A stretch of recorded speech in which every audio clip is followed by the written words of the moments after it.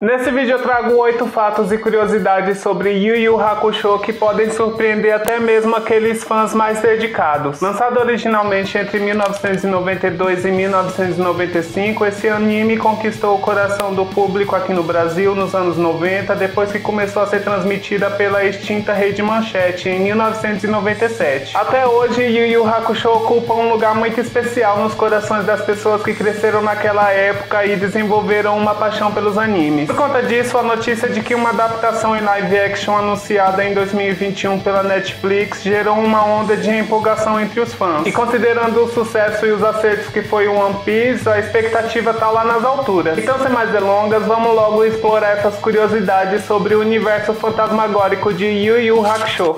Oi, eu sou o Raoni Soares. Se você clicou nesse vídeo é porque já conhece alguma coisa sobre esse anime, mas Yu Yu Hakusho foi adaptado de um mangá criado pelo mangaka Toshihiro Togashi. Posteriormente ele acabou criando Hunter vs Hunter, que acaba compartilhando certas semelhanças marcantes com Yu Yu Hakusho. Esse anime incrível é o ponto de partida para uma jornada que marcou não apenas a minha adolescência, mas também se tornou um ícone atemporal para os fãs de animes aqui no Brasil. Sabe aqueles traços super característicos que acabam marcando a nossa memória? Yu Yu Hakusho é repleto deles.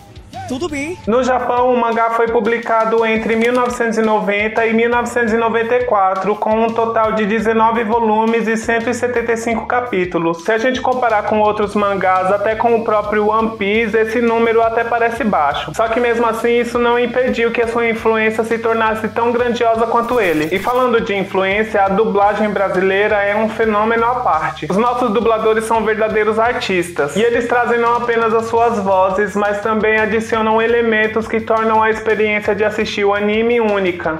Tá bom. Sentiu firmeza? Parece o Popó. Tá viajando na maionese, chamando o urubu de meu louro, é isso aí. Você tá com um popozão, hein?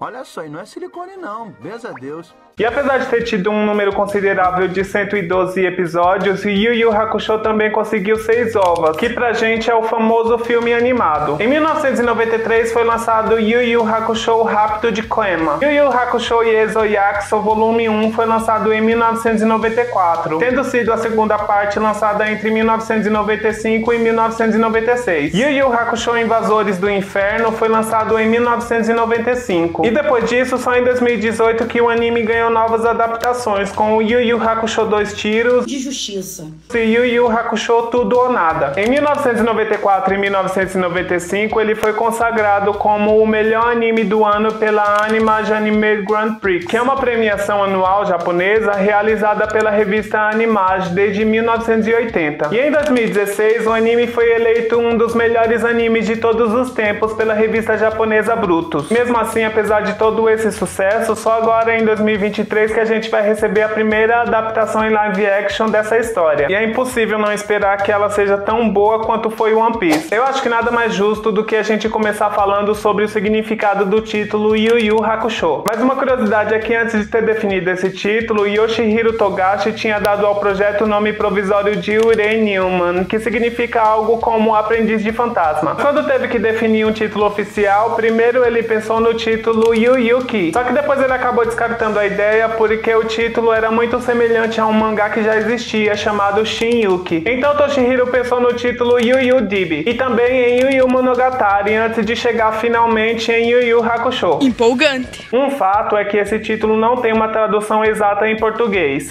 mas Yu sozinho significa fantasma. Segundo Yu, pode ser compreendido como atrapalhado ou brincalhão. Já o Hakusho significa algo como livro em branco. Isso pode dar ao título o sentido de livro em branco do fantasma atrapalhado. Algo que faz total sentido, porque pro personagem, a partir da sua morte, ele acaba ganhando uma nova oportunidade de reescrever uma nova história bem diferente agora. E o mangá conta a história de Yusuke Urameshi, um estudante problemático que acaba morrendo para proteger uma criança. Por ter ido contra sua natureza, Yusuke acaba não tendo um lugar nem no céu e nem no inferno. Meu Deus. O que faz com que ele acabe tendo que passar por um julgamento com o Shimigamsu. Agora eu quero... tá? Que são os deuses da morte, o que faz com que ele acabe se tornando um detetive espiritual que vai resolver mistérios entre o mundo dos humanos, demoníacos e espiritual. E ao longo de 4 temporadas, os personagens acabam enfrentando demônios que foram tirados diretamente das lendas japonesas. Como eu acabei de falar, tanto o mangá quanto o anime contam a história de Yusuke Urameshi, um nome que pode não significar absolutamente nada de extraordinário para quem não conhece o idioma. A verdade é que não foi por acaso que o personagem acabou recebendo esse nome, porque ele também acaba tendo um significado totalmente inserido no contexto da história, sendo que Yusuke significa ajudante de fantasma, o que por si só já é sugestivo o suficiente. Só que não termina por aí, porque Urameshi é uma expressão tirada do folclore japonês que é dita pelos espíritos para expressar os seus ressentimentos. E como a gente tem um personagem que acaba morrendo e virando um fantasma, o seu nome acaba se encaixando totalmente com esse enredo. Olha o verso fechando lá no último. Kurama é mais um dos protagonistas da história, junto com os Kei e mais outros personagens. A gente tá vendo cada vez mais as pessoas reclamando das mudanças que os seus personagens estão recebendo quando as suas histórias favoritas vão ser adaptadas. Só que apesar disso, algo que sempre foi bastante comum é que quando um mangá vai receber uma adaptação para anime, alguns personagens também acabam recebendo algumas mudanças. E geralmente isso acaba envolvendo as cores do personagem. Um exemplo disso é a Saori de Cavaleiros dos Zodíacos, que apesar de muitos de nós conhecemos elas pelos seus marcantes cabelos longos e roxos, essa foi uma alteração que a personagem acabou recebendo, porque ela tinha na verdade cabelos marrons no mangá. O mesmo acabou acontecendo com o Kurama, que no mangá tinha cabelos pretos e acabou ganhando cabelos vermelhos no anime, porque a produção chegou à conclusão que isso faria com que o personagem chamasse muito mais a atenção. E um outro fato sobre esse personagem é que de início o mangaka tinha a intenção de desenvolver um relacionamento homoafetivo entre ele e o personagem Hiei. Só que no final, Yoshihiro acabou voltando atrás nessa ideia com medo de enfrentar críticas e represálias de um público bem mais conservador, porque ele já tinha passado por isso antes em um mangá antes de Yu Yu Hakusho, quando ele trouxe um casal homoafetivo para a história. Por conta disso, ele acabou fazendo com que o Kurama e o Hiei fossem só bons amigos.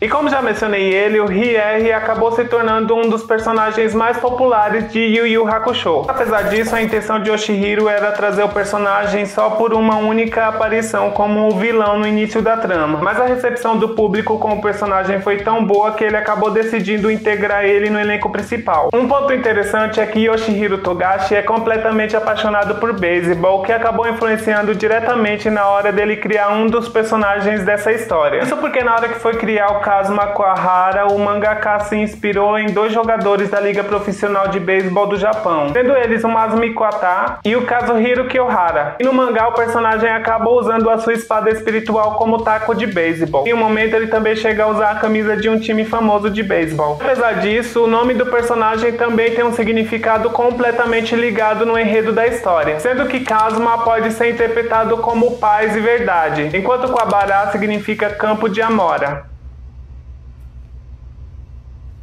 E essa denominação tem uma ligação direta na mitologia chinesa, que foi uma das fontes utilizada pelo autor na hora de criar o universo de Yu Yu Hakusho. Segundo a mitologia, o campo de Amora proporciona uma defesa contra tempestades elétricas, sendo imune a raios. E além disso, o termo Kuwabara é usado em algumas regiões do Japão como forma de afugentar alguns espíritos indesejados. Como grande nerdzão que é, na hora de criar o universo de Yu Yu Hakusho, Yoshihiro acabou dando à espada de Kuwabara o mesmo som que é emitido pelas espadas de luz em Star Wars. Fora isso, ele também foi buscar inspiração na história de Caronte na hora de criar a história de Botan. Ela também é um deus da morte que faz parte da história toda e que vive voando em uma vassoura usando um kimono rosa. Caronte é o barqueiro que tem como função transportar as almas pelo rio Estige até o seu destino final. Botan exerce praticamente a mesma função, uma vez que o seu trabalho é levar as almas para o outro mundo. Com um impacto imenso, você sabia que Yu Yu Hakusho influenciou até mesmo em Naruto? Caralho, o maluco é brabo. O personagem Kurama Yoko é originalmente uma raposa demônio que acabou sendo mortalmente ferida e que, para sobreviver, transferiu a sua alma para um bebê humano, o que a gente acabou vendo de uma forma quase semelhante em Naruto. E o próprio autor de Naruto já declarou que o Kyuubi foi uma homenagem que ele quis fazer pro personagem Kurama. Antes da gente falar sobre a última curiosidade, que tal você mostrar o seu apoio deixando o like no vídeo? Essa é uma coisa que pode parecer muito simples, simples, mas que fortalece demais o canal e ajuda com que eu faça mais conteúdos interessantes como esse. Como já mencionei antes sobre a mudança que acaba acontecendo na adaptação, nada mais justo do que falar um pouco sobre as maiores diferenças entre o mangá e o anime de Yu Yu Hakusho.